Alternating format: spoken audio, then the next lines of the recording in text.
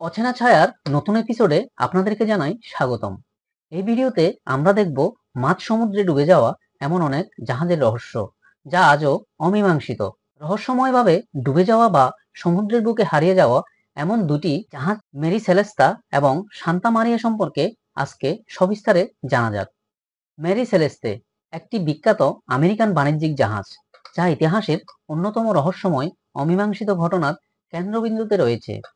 1872 সালে আটলান্টিক মহাসাগরে এই জাহাজটিকে সম্পূর্ণ পরিত্যক্ত অবস্থায় আবিষ্কার করা হয়েছিল, কিন্তু জাহাজে থাকা 10 জন যাত্রীর কাউকে আর কখনো খুঁজে পাওয়া যায়নি।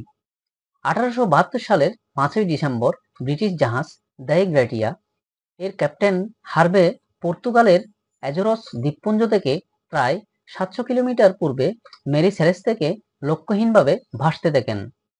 জাহাজটি সমুদ্র উপযোগী অবস্থায় ছিল, এর পালগুলো আংশিকভাবে ছেঁড়া ছিল, কিন্তু জাহাজের কাঠামোতে কোনো বড় ধরনের ক্ষয়ক্ষতি বা লুটপাট চিহ্ন ছিল না। জাহাজের ভেতরে 6 মাসের খাবার ও পানীয় মজুদ ছিল। নাবিকদের ব্যক্তিগত জিনিসপত্র যেমন পোশাক, জুতো, এমনকি ধোয়ার জন্য থালা বাসন রাখা সঠিক স্থানে ছিল। জাহাজের লগবুকে শেষ এন্ট্রিটি ছিল 25শে নভেম্বর। জাহাজের একটি লাইফবোটও পাওয়া যায়নি। ধারণা করা হয় কোনো না কোনো কারণে লাইফবোট ব্যবহার করে জাহাজ ত্যাগ করেছিল, কিন্তু তাদের ভাগ্যে কি ঘটেছিল তা আজও অজানা। মেরি সেলেস্তের এই রহস্যময় অন্তর্ধানের কারণ আজও অমীমাংসিত। বিভিন্ন তত্ত্ব প্রচলিত আছে যে জাহাজে 1701 ব্যারেল শিল্পজাত অ্যালকোহল পণ্য হিসেবে লোড করা হয়েছিল। একটি তত্ত্ব হলো এই অ্যালকোহলের বাষ্পীভবনের ফলে বিস্ফোরণের ভয়ে সবাই জাহাজ ছেড়ে চলে যেতে পারে। ত্রুটিপূর্ণ নেভিগেশন সরঞ্জাম, খারাপ আবহাওয়ার কারণে ক্যাপ্টেন ভুলবশত ভেবেছিলেন যে জাহাজটি ডুবে যাচ্ছে এবং তাই তিনি জাহাজ ত্যাগ করার নির্দেশ দেন। জলদস্যুদের আক্রমণ, বিশাল সামুদ্রিক প্রাণীর আক্রমণ বা অপ্রাকৃতিক কোনো ঘটনাকেও অনেকে এই রহস্যের কারণ হিসেবে উল্লেখ করেন, যদিও এর কোনো প্রমাণ নেই। এই অমীমাংসিত রহস্যের কারণে মেরি সেলেস্তা নামটি পরিত্যক্ত বা ভুতুড়ে জাহাজের এক উপাধিতে পরিণত হয়েছে। এবার শুনবো সান্তা মারিয়া সম্পর্কে। সান্তা মারিয়া ক্রিস্টোফার কলম্বাসের জাহাজ। সান্তা মারিয়ার একটি অনুকৃতি সাগরে ভাসছে 1892 সালের এক প্রদর্শনীতে। যুক্তরাষ্ট্রের কংগ্রেস লাইব্রেরি এই বছরের 13 মে এই ছবিটি প্রকাশ করেন। সান্তা মারিয়া ডুবলো 500 বছরের বেশি পেরিয়ে গেল। প্রায় 1 দশক ধরে চালানো এক অভিযান শেষে মার্কিন বিশেষজ্ঞ ব্যারি ক্লিফোর্ডের নেতৃত্বাধীন অনুসন্ধান দল দাবি করছিল হাইতির উপকূলে ক্রিস্টোফার কলম্বাসের সান্তা মারিয়াকে খুঁজে পেয়েছেন তারা। কিন্তু এই নিয়ে সংশয় কাটছিল না অনেকেরই। 1492 সালে স্পেন থেকে রওনা দিয়েছিলেন কলম্বাস, কিন্তু এশিয়ায় না পৌঁছে কলম্বাসের আমেরিকায় চলে যাওয়া ইতিহাস তো সবারই জানা। তবে আটলান্টিক পাড়ি দিয়েই দুর্ঘটনার কবলে পড়েছিল সান্তা মারিয়া। ধারণা করা হয় শীতকালে বড়দিনের দিনেই হাইতি উপকূলের কাছাকাছি সাগরতলের কোনো একটা পাথুরে বা প্রবাল প্রাচীরে ধাক্কা খায় সান্তা মারিয়া। দুর্ঘটনা কবলিত জাহাজটি সেখানেই পরিত্যক্ত হয়। সেই থেকে সান্তা মারিয়া পড়ে রইল সাগরের তলে। কিন্তু আধুনিক দুনিয়ার নতুন মানচিত্রের সঙ্গে জড়িয়ে থাকা জাহাজটিকে খুঁজে বের করতে বদ্ধপরিকর হাইতি।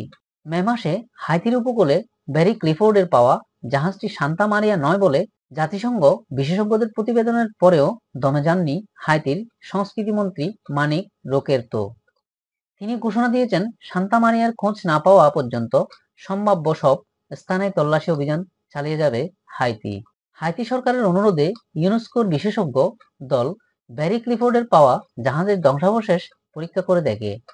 তারা জানান প্রাপ্ত জাহাজটির কাঠামোতে ব্রোঞ্জ বা তামার পাতের ব্যবহার দেখা গেছে, যা 17 ও 18 দশকের জাহাজ নির্মাণশৈলীতে চালু হয়। সান্তা মারিয়া তৈরির সময় এমন নির্মাণ কৌশলীর কথা জানা যায় না। স্পেনের সাগরতলের প্রত্নতত্ত্ব জাদুঘরের সাবেক পরিচালক এবং জাহাজ ধ্বংসাবশেষ বিশেষজ্ঞ নিয়েতো ইউনেস্কোর এই বিশেষজ্ঞ দলের নেতৃত্ব দেন। সোমবার প্রকাশিত ইউনেস্কোর প্রতিবেদন সম্পর্কে তিনি বলেন, এখন আমাদের কাছে সন্দেহাতীত প্রমাণ আছে যে ওই জাহাজটি আরো অনেক পরে তৈরি। ইউনেস্কো প্রতিবেদনে জাহাজের নির্মাণশৈলীতে কয়েক শতকের পার্থক্য থাকা ছাড়াও ধ্বংসাবশেষের স্থান নিয়ে আপত্তি তোলা হয়েছে। যাদের দাবি ধ্বংসাবশেষের স্থানটি উপকূল থেকে অনেক দূরে, কিন্তু মার্কিন বিশেষজ্ঞ ব্যারি ক্লিফোর্ড ইউনেস্কো প্রতিবেদনের সঙ্গে একমত নন। ক্লিফোর্ড বলেছেন, তার পাওয়া জাহাজের ধ্বংসাবশেষে লোমবার্ড নামে যে বিশেষ ধরনের কামান পাওয়া গেছে তা নিশ্চিতভাবেই কলম্বাসের যুগের জিনিস। ইউনেস্কো প্রতিবেদনের 2 দিন পর এক বিবৃতিতে ক্লিফোর্ড বলেন, এটা জরুরি যে ইউনেস্কো ধ্বংসাবশেষের পুরো জায়গাটি পর্যবেক্ষণ করে দেখবে এবং আমাদের তোলা ছবিও সেখানকার বাস্তবতা মিলিয়ে নেবে। এ বিষয়ে ইউনেস্কো বিশেষজ্ঞদের সহায়তা করারও আগ্রহ প্রকাশ করেছেন তিনি। হাইতির সংস্কৃতিমন্ত্রী রোকেতে বলেছেন, উপকূল ধরে সম্ভাব্য সব স্থানেই অনুসন্ধান চালিয়ে যাবে তার দেশ, কেননা কোনো গবেষকই সংশয়ের ছায়া এড়িয়ে নিশ্চিতভাবে বলতে পারে না কলম্বাসের ঐতিহাসিক জাহাজটি ঠিক কোথায় ডুবেছিল। বন্ধুরা, আজকের এই ভিডিওটি আপনাদের ভালো লাগলে অবশ্যই চ্যানেলটি সাবস্ক্রাইব করে সাথে থাকবেন। ধন্যবাদ।